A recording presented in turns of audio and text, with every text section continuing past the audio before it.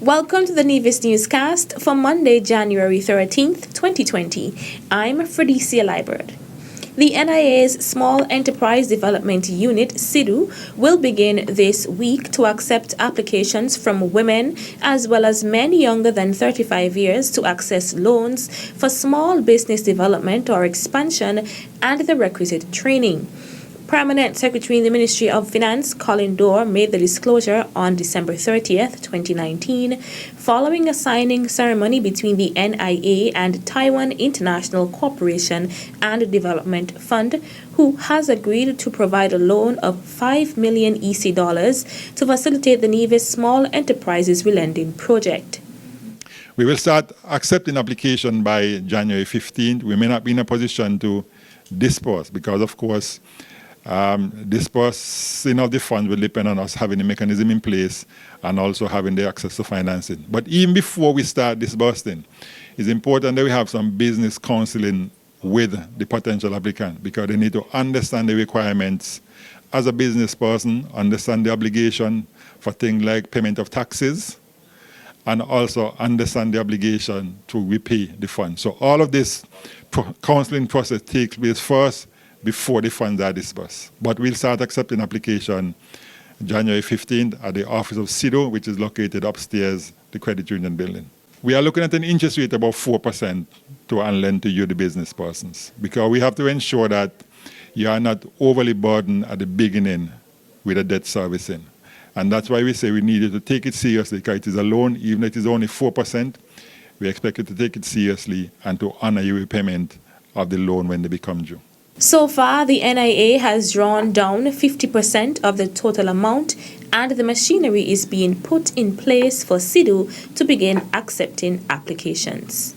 We will fund based on the scope of your project, but just knowing that if it's a very large project that can go up to 100,000, then of course, once you have the document to show the project proposal, the project idea good enough, sound enough to match the 100,000, we'll reach there. If your project proposal is only 20,000 in the first phase, then of course we'll fund 20,000, and as we go and develop, we'll add the additional funding as we go along. So I think it's important that we make that clear, so we don't have people showing up just looking for $100,000 in check.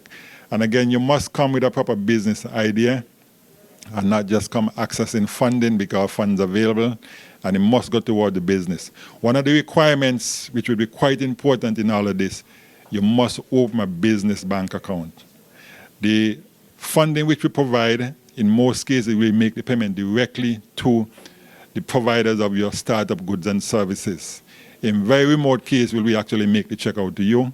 So having come to the office, fill the application form, our business counseling officers, having gone through the proposal with you, look at where your initial expenditure will be. We will make the payment directly to your suppliers, so we expect you to bring the invoices, bring the contracts, and bring all the other documents to support the payment. We will not be giving you a check of 100,000 to walk away with in any case. So we want to make that abundantly clear to everyone who is seeking to come forward, seeking financing under this project arrangement. Dorr noted that the NIA has been pushing the small business sector as the main engine of the economy, and over the years has recognized that financing is one of the main issues facing the sector. Earlier today, Micaiah Seku, brands manager of Carberry Brewery St. Kitts and Nevis Limited, donated sporting equipment to the Ministry of Education. The proceeds from the event is usually matched by the brewery, and in collaboration with the ministry, we purchase gears for schools participating. Today, Charlestown Secondary in Nevis and Gingerland Secondary is going to be benefiting from this venture, where we're going to be handing out some track shoes and hurdles to the two schools to help the athletes from those schools prepare and better able to compete at school level and hopefully at regional and international level. According to Suku, the donation came on the heels of the annual Giant Malt Championship held in St. Kitts, where Carberry Breweries matched the total funds collected and donated its worth in sporting equipment, including track, shoes, and hurdles for the Charlestown and Gingerland secondary schools. A symbolic handing over was done to Principal Education Officer Zanella Claxton. Claxton expressed gratitude to Carberry Breweries on behalf of the Ministry of Education.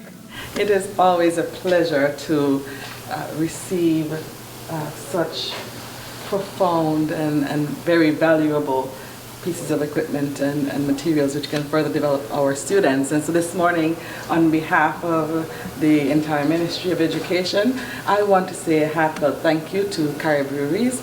I must say that you have set a model, an example for many other businesses. Sometimes we just go out and ask for financial donations and for sponsorships, but I think the concept of matching the proceeds from the event, that is very innovative, and I want to challenge other institutions to follow, and of course encourage breweries to do the same in many other events. Once again, on behalf of all of the schools and the Ministry of Education, I want to say thank you to you and the team at Carberry Breweries. She then handed over the equipment to Principal of the Charlestown Secondary School, Juan Williams, as well as Physical Education Officer at the Gingerland Secondary School, Leroy Chapman.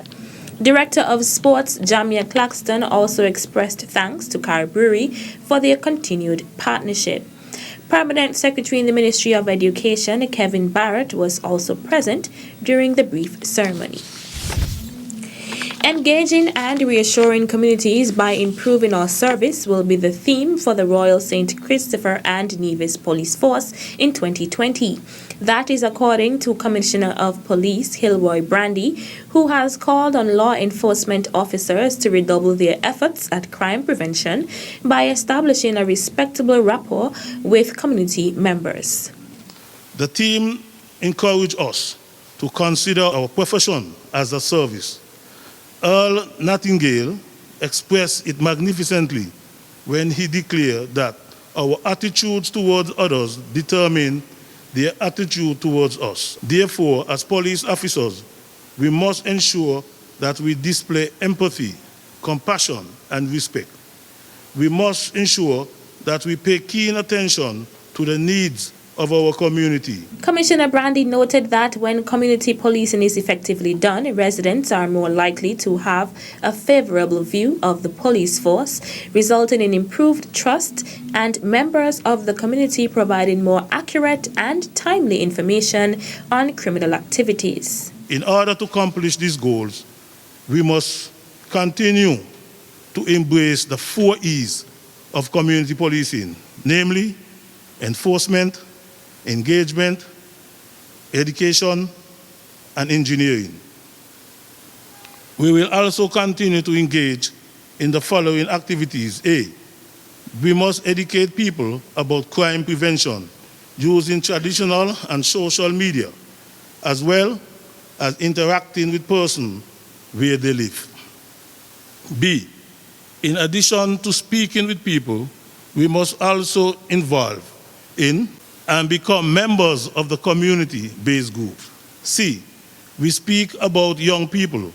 We must also assist youth groups with their communities projects.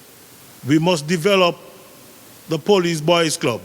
And E, we must also enhance the School Liaison Officer program so as to encourage positive activities after school, in the week, in the evening, and at weekends. Commissioner Brandy noted that community policing, when combined with intelligence-led policing, will result in predictive policing. These are the 3 pillars at the center of all police operations. Still to come, 4 more students benefit from Alexander Hamilton Fund scholarships. The details right after this break.